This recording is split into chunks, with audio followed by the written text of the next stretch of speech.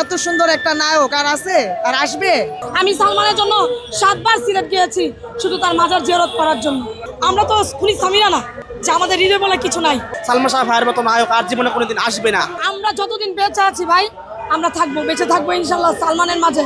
সে মারা গেছে, মনে হয় এখন আমাদের হৃদয় স্পন্দনে আছে, সে এখনো বেঁচে আছে। আমি সালমানের জন্য 7 বার সিলেট গিয়েছি শুধু তার মাজার জিয়ারত করার জন্য, শুধুমাত্র তার মাজার জিয়ারত করলো। যদিও নারীদের কোনো কবরে যাওয়ার নিয়ম নাই, আমি দূর থেকে তার জন্য আমি আধা ঘন্টা তার জন্য নীরবতা পালন করছি কবরস্থানে ভাই।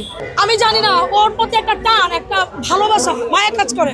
আমরা তো খুনি সামিরা না যে আমাদের হৃদয় বলে কিছু নাই। আমাদের হৃদয় আছে, মন আছে, সালমান ভক্তরা বেঁচে আছে, ততদিন আমরা থাকবো।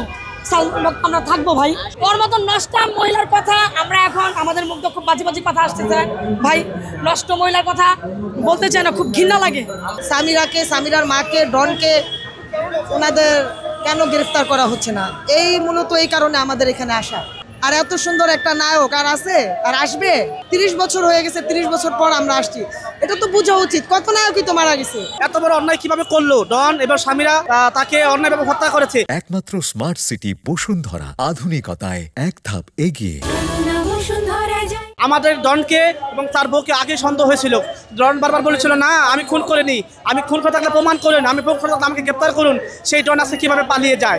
তো ডনকে আর সামিরাকে গ্রেপ্তার করার জন্য আমরা সালমান শাহ ভক্তরা সেটা আহ্বান জানিয়েছি। এবং সালমান শাহ ভাইকে যেভাবে অন্যায়ভাবে হত্যা করেছে, গলায় রশি পেঁচিয়ে হত্যা করেছে, সালমান শাহ যেভাবে হত্যা করেছে, ডনের জন্য ফাঁসি হয়। ডনের জন্য সেই রশি দিয়ে যেন ডনের গলায় পেঁচিয়ে যেন ডনকে এভাবে ঝুলিয়ে যেন ফাঁসি দেওয়া হয়, তার স্ত্রী সামিরাকে যেন ফাঁসি দেওয়া হয়। তাহলে আমরা সালমান শাহ ভক্তরা খুশি হব। সালমান শাহ ভাইয়ের মতো নায়ক আর জীবনে কোনোদিন আসবে না। আমরা 29 বছর বিচার পাইনি সালমান হত্যার।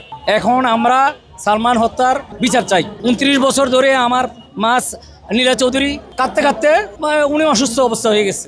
এখন আমরা পরিকল্পিত হত্যার বিচার চাই। অহরহবার আমরা অসংখ্যবার আমরা আন্দোলনে নেমেছি, আমরা অসংখ্যবার এই হত্যার বিচার চেয়েছি, কিন্তু বিজ্ঞ আদালত এতদিন 29 বছর পর এটাকে আত্মহত্যা থেকে হত্যা মামলায় রূপান্তরিত হয়েছে।